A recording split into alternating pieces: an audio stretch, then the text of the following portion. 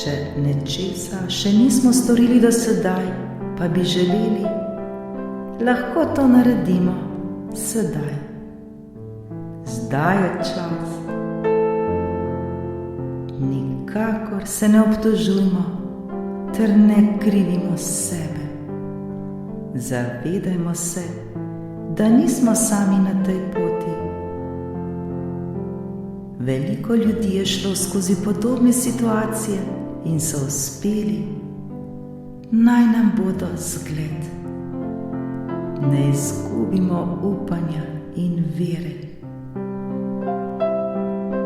Do sebe bodimo iskreni, tako bomo tudi v odnosu do drugih iskreni. Življenje je prekratko, da bi bili nesrečni, prekratko, da bi delali nekaj, kar nam ni všeč, nekaj, kar nam prinaša slabo voljo ter neprijetne občutke. Zavedajmo se, da je življenje namenjeno uživanju, da smo srečni, da se imamo lepo. Zato je zdaj čas, da zamenjamo svoja stara prepričanja, ki nam ne prinašajo lepih občutkov, da odvržemo stare vzorce, ki nam ne služijo več.